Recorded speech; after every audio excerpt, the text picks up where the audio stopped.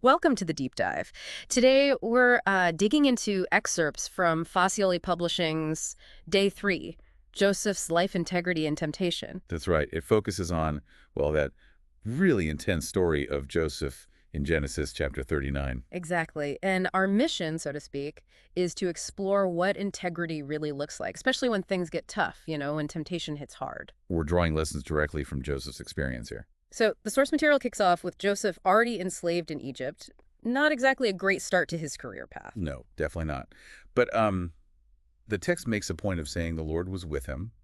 And because of that, he actually starts doing well, even as a slave. Right, in Potiphar's house. Potiphar was a pretty important guy, right? An official. Very important guy, captain of the guard.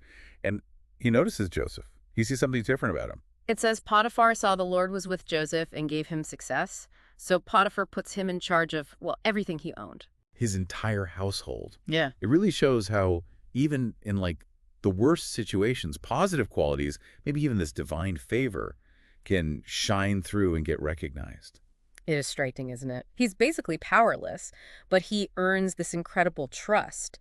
Makes you wonder, though, was it just the God's favor? Or was there something about Joseph himself? Yeah, did he already have certain qualities that made him trustworthy even before the big test? Well, the text implies Potiphar saw something. It doesn't detail specific skills, but you get this sense of consistent diligence, trustworthiness, something Potiphar could clearly observe over time. It feels like that character foundation was already there. Yeah, that makes sense. It kind of sets the scene. Here's this guy managing hardship, operating with this, I don't know, inherent quality. And then comes the main event. The conflict.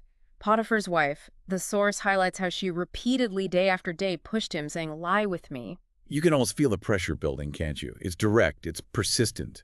Absolutely. And this is where Joseph's integrity really gets put under the microscope. Think about his position. Foreign slave, little power. She's the master's wife with all the influence. Yeah, from a purely practical standpoint, maybe saying yes seems easier or safer even. You could argue that perhaps. Avoid conflict, maybe gain some favor, who knows. The temptation was real and it had layers. But his response is just so firm. So clear. He basically says, "Look, my master trusts me with everything. You're his wife. How can I do this huge wrong, this great wickedness, and sin against God?" And that last part is key, isn't it? Totally. It's not primarily, "Oh no, Potiphar will kill me," or "I can't betray my master's trust." Though those are probably true too. Right. But his first thought, his stated reason, is about God.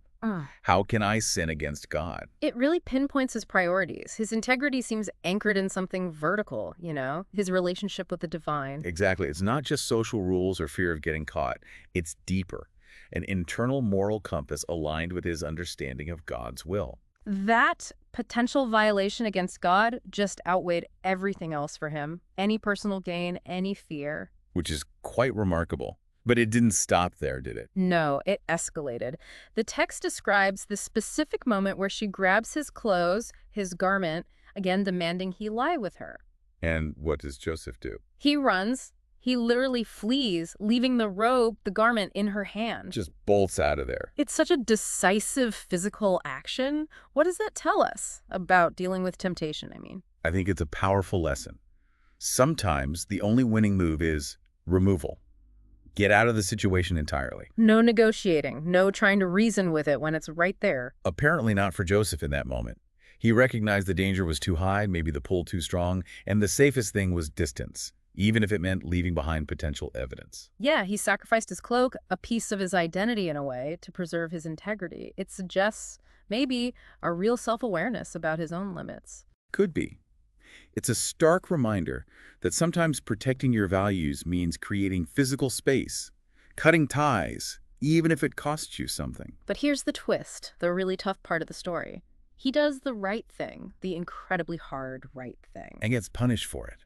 Severely. Potiphar's wife, rejected and maybe scared, flips the script. She uses the garment he left behind. As proof, she accuses him of attacking her. And Potiphar believes her, or at least acts like he does. He's furious. Understandably, from his perspective, hearing that accusation against his wife. And Joseph gets thrown into prison. Which really challenges that simple idea that if you just do good, good things will immediately happen to you. Right. It forces you to ask, well, what's the point of integrity if it lands you in jail?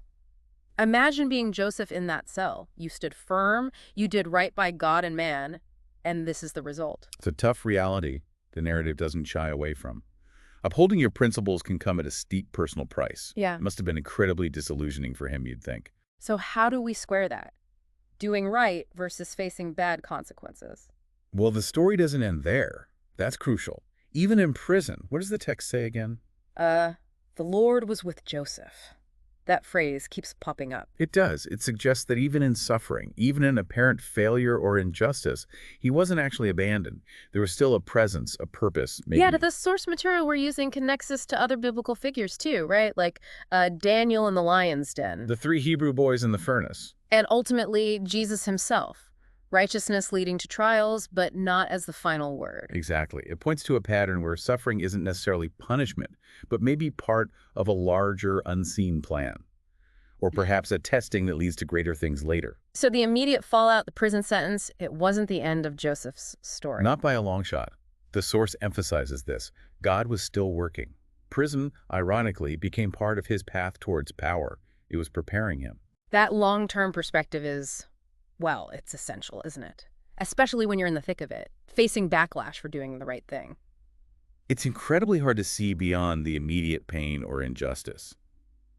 Joseph's story kind of offers this glimmer of hope, suggesting that sticking to your guns, ethically speaking, might be part of a journey that leads somewhere unexpected, somewhere significant, even if the path goes through some very dark valleys first. It requires a certain, maybe, faith, trust, that integrity has ultimate value, even if the short-term evidence looks pretty grim. Precisely. Yeah. Holding on to that internal standard, that commitment to what you believe is right, regardless of the immediate external validation or consequences. Okay, so wrapping up this deep dive on Joseph, what's the big takeaway? For me, it's that real integrity isn't just for show. It's not about following rules only when people are watching or when it's easy. It's about something internal, like you said, that compass. A commitment to your core values, whether that's faith in God, like Joseph, or a deeply held personal moral code.